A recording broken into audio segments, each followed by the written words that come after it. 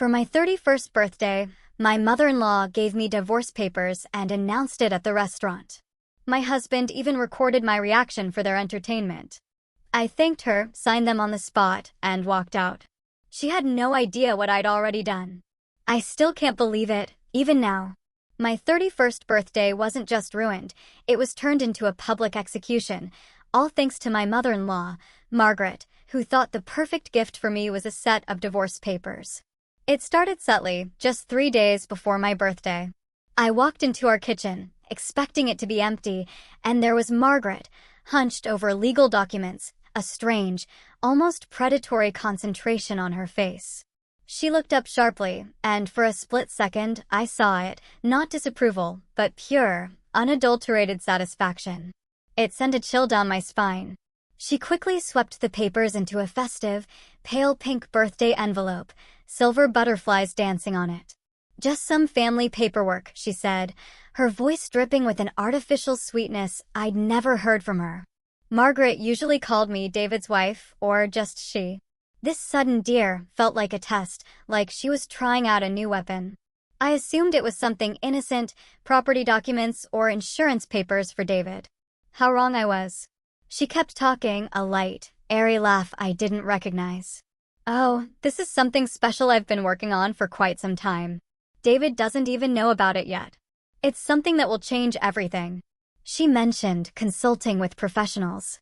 My heart, desperate for acceptance, actually fluttered with hope.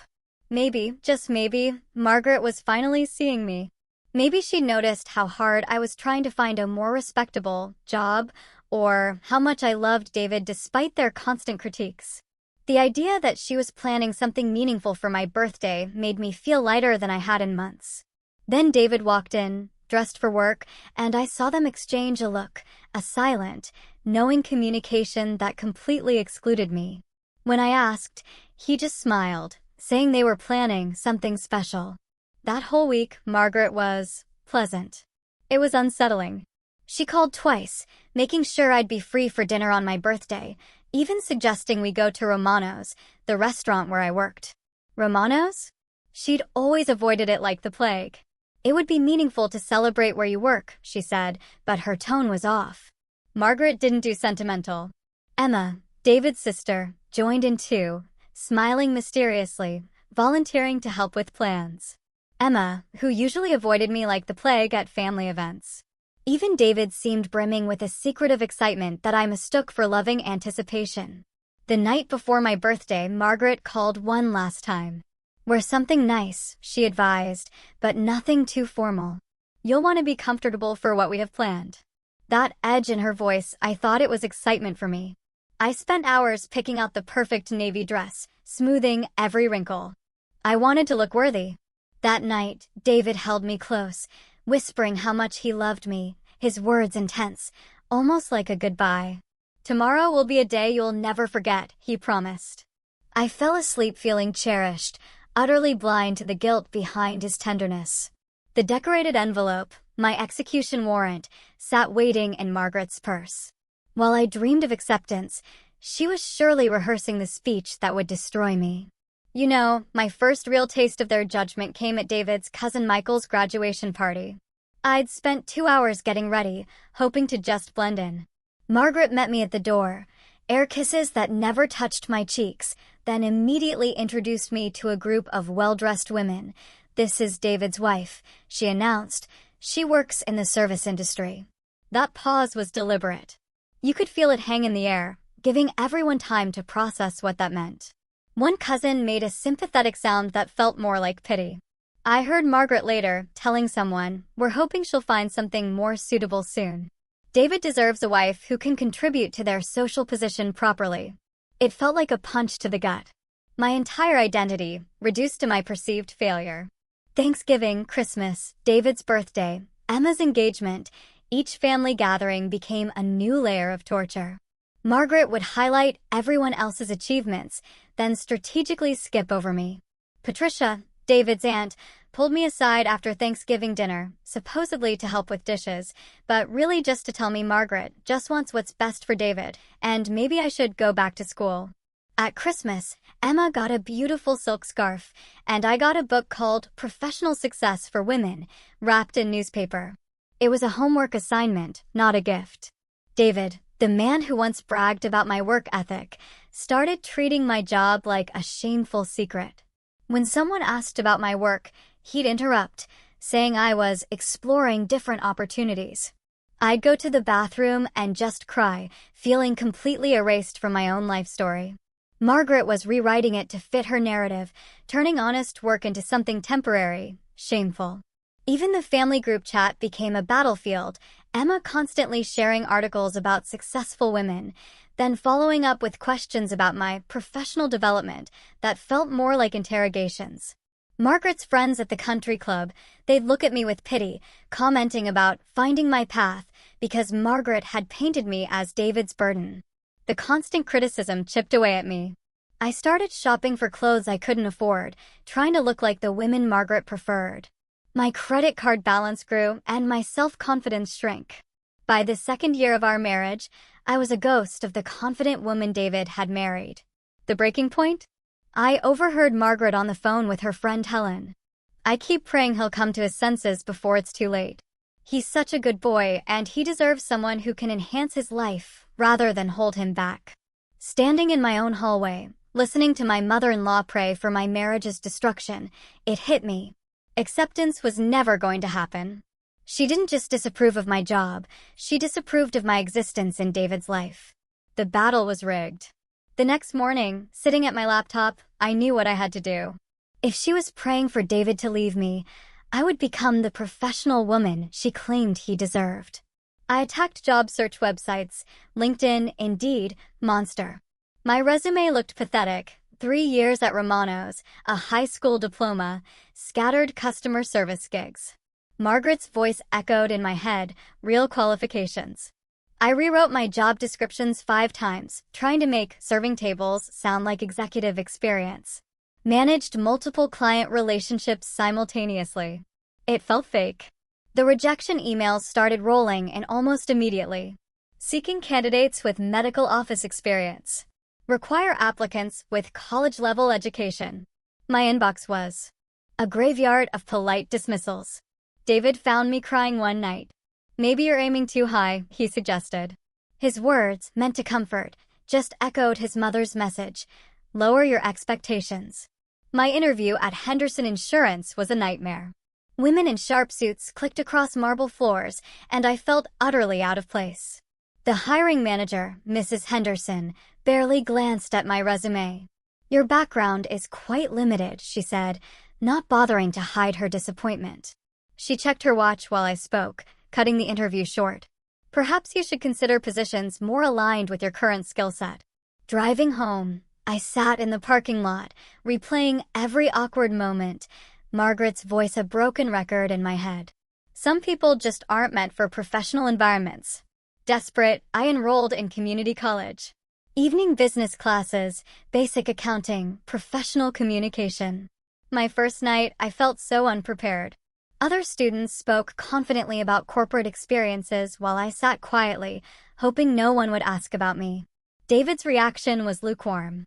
Are you sure this is worth the time and money? His lack of enthusiasm felt like another vote of no confidence. The stress started affecting my work at Romano's. Mr. Romano noticed, asking if everything was okay at home. Maria, our head cook, became my unofficial therapist. Education is good, she said one day, but don't let anyone make you ashamed of honest work. The financial strain, new clothes, gas, tuition, it all weighed heavily. David started questioning every purchase. Maybe we should take a break from all this, he suggested, looking at our credit card statements. It felt like abandonment. The library became my sanctuary. My grades were excellent, proving I did have the intelligence Margaret claimed I lacked. Professor Martinez praised my assignments, asked me to share my customer service insights. For a few hours a week, I felt valued. But then I went home, and it all evaporated. David's response to my academic success? That's great. Maybe Margaret will be impressed. Always about her approval. Rejections still poured in. Insufficient experience. Looking for candidates with degree completion. It was crushing. Margaret's weekly phone calls became barely concealed gloating sessions. "How's the job search going, dear?" she'd ask, her false sweetness making my stomach churn. "These things take patience," she'd say. "Not everyone is cut out for certain types of work." By autumn, I'd applied to 47 different positions. My screen was a sea of red. Margaret's predictions seemed to be coming true. I was serving tables, dreaming of an acceptance I'd never achieve. My confidence had vanished, my appetite, my sleep. Margaret even noticed my weight loss, commenting with that same false concern that felt like satisfaction. Then, on a Monday afternoon, sitting at my kitchen table, utterly defeated, my phone buzzed. Unknown number. I usually ignored them, but something made me answer. Maybe I was just tired of feeling disconnected. "Hello, is this Jennifer?" The voice was professional, but warm. "This is Jessica Martinez from Grand Plaza Hotel's Human Resources Department." My heart stopped. Grand Plaza Hotel? I remembered that application, a desperate shot in the dark 6 months ago.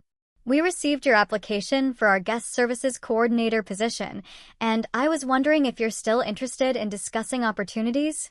Her words sounded impossible. Someone was actually calling me about a job, treating my application like it had value.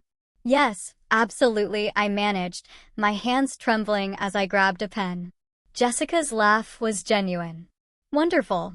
I have to tell you, your restaurant experience really caught our attention. We found that candidates with your background often excel in hospitality because you understand customer service from the ground up." Revolutionary. Someone was praising my waitressing experience, not apologizing for it, not suggesting I overcome it. She talked about comprehensive training, management tracks, health insurance, dental, retirement, educational assistance. It was a dream. Then she dropped the bomb. "The role includes housing in our employee residential building. A fully furnished apartment, utilities included, just a 5-minute walk from the hotel. Free housing. Independence. 3 hours away from Margaret's suffocating presence. A fresh start. And the salary? $42,000 to $48,000 annually. My Romano's income barely hit $30,000 with good tips. This was financial independence. My mind raced. Professional respect. Financial security. Physical distance from Margaret's toxicity. A chance to prove my worth in an environment that valued my existing skills. Everything I'd been desperately seeking, being offered by someone who saw potential, not limitations. "I would love to schedule an interview," I said, my voice stronger than it had been in months. The irony wasn't lost on me. Somewhere in this house sat Margaret's birthday envelope, filled with documents designed to destroy my place in this family. Now, I held information that would prove everything negative she'd ever said about my potential was wrong. The timing felt like cosmic justice. I wanted to call David, but something held me back. This was mine. Discovered through my efforts, despite their constant discouragement. For the first time, I had something valuable that didn't need their approval. I decided to keep it a secret until my birthday celebration. Margaret had spent 2 years trying to prove I wasn't good enough. Now, I could reveal that not only was I good enough, I was moving far beyond their limited vision. My shift at Romano's that evening was electric. Customers noticed. Mrs. Patterson, my Monday regular, said I looked happier than she'd seen me in months. The secret knowledge was a shield. While Margaret prepared whatever surprise she thought would devastate me, I was holding information that would transform our entire dynamic. I would be the one with the shocking news. Tuesday brought the phone interview, and it exceeded every hope. Jessica focused on scenarios I knew inside out, handling difficult customers, managing priorities, maintaining excellence. "Your references from Romano's restaurant are glowing," she said. Mr. Romano had praised my reliability. Validation. The formal job offer arrived via email that afternoon. Guest Services Coordinator, $45,000, full benefits, employee housing. I printed 3 copies, tucking one into my purse like a talisman. Wednesday morning, David called. "Mom wants to take you out for your birthday tomorrow," he said, excitement in his voice. "She suggested Romano's, since you always talk about how much you love working there." I actually felt touched. It seemed like progress. That's wonderful. Does this mean she's finally accepting my job? David paused. I think she's beginning to understand what makes you happy, he said carefully. She wants this birthday to be special. His words, combined with my secret job offer, made everything feel aligned for a perfect celebration. Emma's text later sealed it. Can't wait for tomorrow night. This birthday will definitely be memorable. I spent Wednesday evening planning my reveal. The offer letter sat in my jewelry box, waiting. I rehearsed in the mirror. I have some exciting news to share. 3 days ago, I received a job offer from Grand Plaza Hotel. I imagined Margaret's shock, David's pride, Emma's grudging respect. Thursday morning, my actual birthday, I went shopping. A navy dress, subtly elegant. I wanted to look like the professional woman I was becoming. My hair appointment at Sandra's salon felt like a conspiratorial luxury. You're glowing, Sandra said. Something good must be happening. Something wonderful, I confirmed. Tonight is going to change everything. During the drive to Romano's, I rehearsed again. I've been offered a position at Grand Plaza Hotel. The words felt foreign and exciting. Parking outside, I saw Mr. Romano wave from the counter. Tonight, I'd tell him everything. Margaret's comments throughout the week about my dead-end situation, about David needing a meaningful contributor, they just bounced off me. Emma's passive-aggressive social media posts seemed irrelevant. I knew I was about to leap ahead of all their expectations. David's excitement was almost frantic. He kept checking his phone, responding to texts with satisfied grins. His secretive behavior now felt loving, part of our surprise. The job offer in my jewelry box felt like a secret weapon. Tonight, that folded document would transform me from Margaret's disappointing daughter-in-law into a professional success story. The woman who'd prayed for my failure was about to witness my greatest triumph. Walking into Romano's, I felt lighter than I had in years. The bell chimed, and Mr. Romano's booming voice greeted me. Jennifer, this must be the birthday celebration. I introduced my family with a pride that surprised even me. Margaret's smile was polite but strained as she surveyed the modest dining room. It clearly didn't meet her standards, but she was here. Maria winked from the kitchen. Tony gave me a thumbs up. We settled into our usual corner booth. Margaret scrutinized the laminated menu with visible skepticism, ordering the most expensive item, lobster ravioli, not even a signature dish. David was a bundle of nervous energy, constantly checking his phone. Just coordinating some surprise elements, he said, his smile not quite reaching his eyes. Margaret's conversation was artificial, rehearsed. She offered fake interest in my community college classes, then said, "You've been working so hard to improve yourself. It's admirable." It sounded supportive, but something in her tone felt like a setup. Emma snorted. Then, the birthday cake appeared. Sandra, a newer server, carried it over, and the entire restaurant burst into "Happy Birthday." Regulars joined in, a chorus of genuine affection.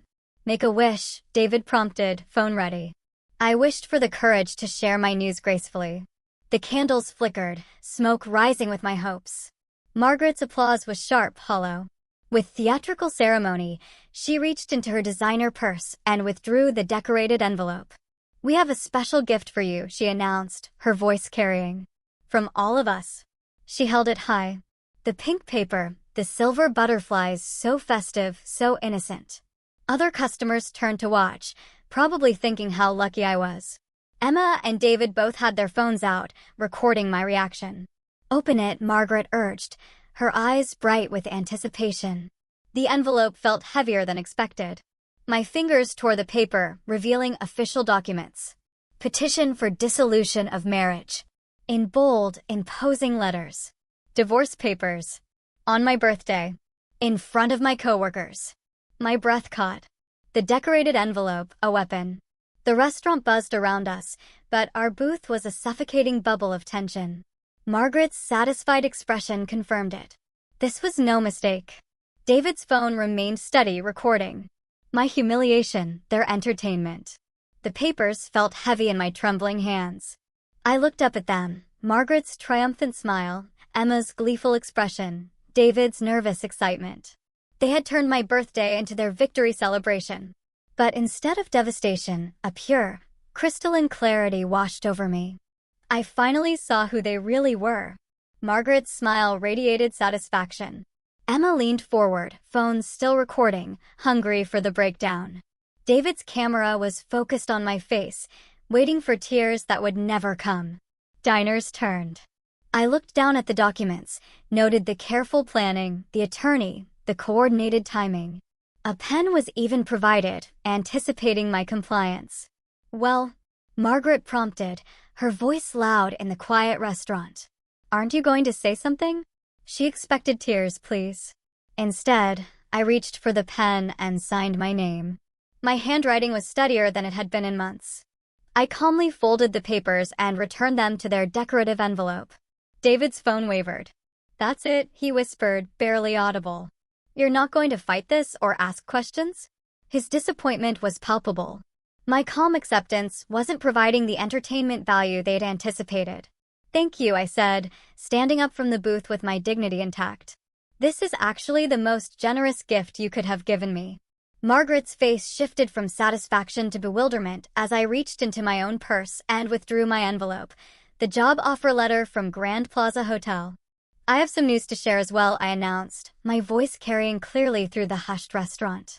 3 days ago, I was offered a position as guest services coordinator at Grand Plaza Hotel. The salary is $45,000 annually, with full benefits and housing included. The words felt powerful, each one landing with precision. Margaret's mouth opened slightly, no sound. Emma's phone slipped in her grasp, her expression shifting from gleeful anticipation to stunned disbelief. David's camera captured his own shocked face as he forgot to film mine. "The position starts in 2 weeks," I continued, savoring the weight of their attention. "It's in another city, about 3 hours from here. A fresh start with people who value restaurant experience and customer service skills." Each detail was a small victory. The restaurant erupted. Mr. Romano's voice boomed. "Jennifer, that's wonderful news." Maria's face appeared in the kitchen window, her smile broad. "You deserve this," she called out. Tony dropped his cloth, clapping. The sound of applause filled Romano's as my coworkers celebrated, turning my planned humiliation into triumph. Regular customers, who'd watched me struggle, stood up, toasting to Jennifer and her bright future. Their genuine joy drowned out the family who'd tried to destroy me. Margaret's face cycled through confusion, disbelief, then something disturbingly like fear. She'd expected to deliver a devastating blow, not hand freedom to someone who'd already secured her independence. Her carefully planned moment of triumph was collapsing into public embarrassment. "You knew about this job when you signed those papers?" David asked, his voice strained. His phone hung forgotten as he realized I'd completely outmaneuvered them. "I received the offer 3 days ago," I confirmed, watching his face pale as the timeline clicked into place. "The same day you all started acting mysteriously excited about my birthday celebration." The irony was perfect, devastating. Their cruelty had eliminated the only obstacle preventing me from accepting an opportunity that would prove everything they'd said about my potential was wrong. "The training program includes management development," I added, pulling out the official letterhead. "They specifically recruited me because of my restaurant background. Apparently, my experience here at Romano's demonstrates exactly the skills they value for advancement in hospitality management." Mr. Romano appeared beside our table, his face glowing with pride. "Jennifer is one of our finest employees," he told Margaret directly. "Smart, dedicated, and respected by everyone here. This hotel is lucky to have her." Margaret's silence was deafening. Emma slowly lowered her phone, finally understanding that their ambush had become my moment of vindication. David stared at the offer letter like it was written in a foreign language. 2 years of supporting his mother's criticism had just cost him a wife who was walking away with professional success, financial independence, and the moral high ground. The silence stretched. "You planned this," Margaret finally whispered, her voice barely audible. "You knew about the divorce papers?" Her accusation had no conviction. My calm reaction wasn't planned. It was genuine relief. "I planned nothing," I replied, my voice steady. "You handed me freedom I didn't even know I wanted. 3 days ago, while you were preparing those papers, I received validation that everything you've said about my limitations was wrong." The timing was perfect. $45,000, I repeated, letting the number sink in. Plus benefits, housing, and career advancement opportunities. The management training program starts with my employment. Each detail was a small explosion in their narrative about my inadequacy. Mr. Romano clasped my hands. Jennifer, this is incredible news. Grand Plaza Hotel is getting someone special. We're going to miss you terribly, but this opportunity is exactly what you deserve. Maria emerged from the kitchen, beaming. You're going to be amazing. Show them what Romano's girls can do when given real chances. Tony declared, this is the best birthday surprise ever. You're going to run that whole hotel someday. Customers gathered, offering congratulations. The contrast was stark. Romano's staff and customers surrounded me with genuine affection, celebrating someone they genuinely cared about, while Margaret, David, and Emma remained frozen, processing their public embarrassment. When do you start? Mr. Romano asked. 2 weeks, I answered, watching Margaret's face pale further. She was finally understanding that I'd been planning my escape while she planned my destruction. The divorce papers, meant as my ending, were actually clearing the path for my new beginning. David finally found his voice. You're really leaving? Just like that. His question revealed how little he understood. I'm really free, I corrected, emphasizing the word. Free to work where I'm valued, live where I'm respected, and build relationships with people who celebrate my success instead of planning my failure. Margaret tried to regain control. This is all very sudden, dear. Perhaps you should think carefully before making such drastic decisions. That endearment, so hollow and desperate now. I've been thinking for 2 years, I replied, meeting her gaze directly. Every criticism, every comparison, every suggestion that I wasn't good enough for this family, all of it led me to this moment. You were right about one thing, Margaret. I do deserve better. The restaurant's applause grew louder, a spontaneous roar of support. The beautiful thing about timing, I continued, my voice strong, is that your gift of divorce papers arrived exactly when I was ready to accept freedom. I don't have to choose between my marriage and my self-respect anymore. You've made that decision beautifully simple. The weight of 2 years of criticism lifted from my shoulders. Every snide comment, every comparison, every suggestion that I wasn't worthy of their son, it all evaporated. David's face showed a slow-motion revelation. His mother's gift had just cost him a wife who was walking away with dignity, success, and freedom. Margaret sat motionless, her satisfied smile completely erased, her perfectly planned revenge having become my perfect escape. I walked out of Romano's that night, carrying nothing but my purse and my dignity, leaving behind a family that had just revealed their true nature to an entire room of witnesses. The cool evening air felt cleaner than it had in months. Each step toward my car marked another moment of distance from people who'd never deserved my efforts to earn their approval.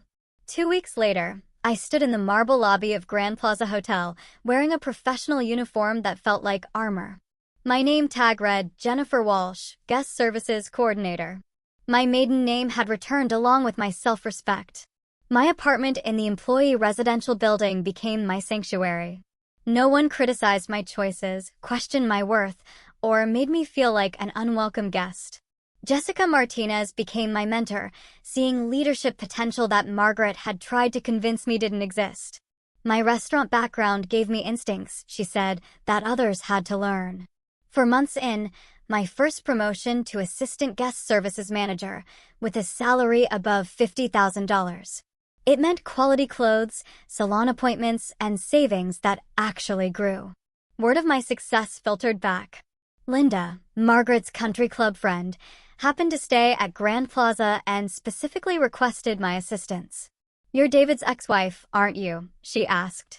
Margaret mentioned you worked in hospitality, but she never said you were management at such a prestigious hotel. Margaret had obviously downplayed my achievements, but Linda's glowing review reached her anyway. My success was becoming impossible for her to minimize. David's desperate attempts to reconnect arrived via social media messages I never answered. His regret felt hollow. The divorce settlement proceedings worked entirely in my favor, thanks to their own documentation. David's video recording of the birthday ambush became evidence of planned emotional cruelty. Margaret's legal strategy backfired, her decorated envelope becoming Exhibit A in proceedings that painted her as the architect of family dysfunction. 6 months after that night at Romano's, I was promoted again to guest services manager, supervising a team of 12. Company car, expense account, salary approaching $60,000. Every milestone validated Jessica's initial assessment and contradicted Margaret's predictions. At the hotel's annual employee recognition ceremony, I accepted an award for exceptional customer satisfaction. I thought about Margaret's phone conversation where she'd prayed for David to come to his senses. Her prayers had been answered, just not in the way she intended. My acceptance speech acknowledged my team and the restaurant experience that had prepared me. The audience, hotel executives, and business leaders applauded someone Margaret had dismissed as unworthy. Emma's social media posts about ambitious women stopped entirely. David's LinkedIn request arrived the same week as my manager promotion. He was tracking my success, wanting association with it now.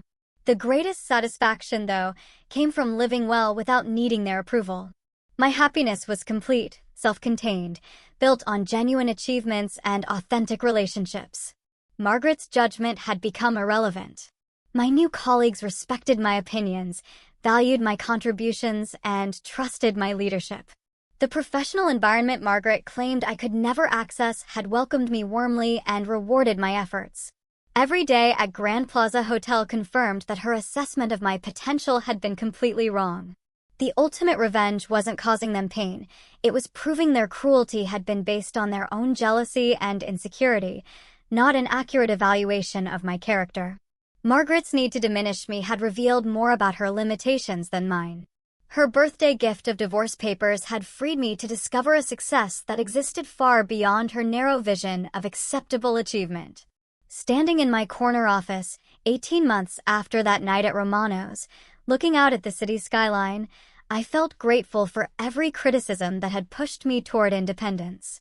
Margaret's decorated envelope had contained the greatest gift possible, liberation from people who'd never deserved the effort I'd spent trying to earn their love.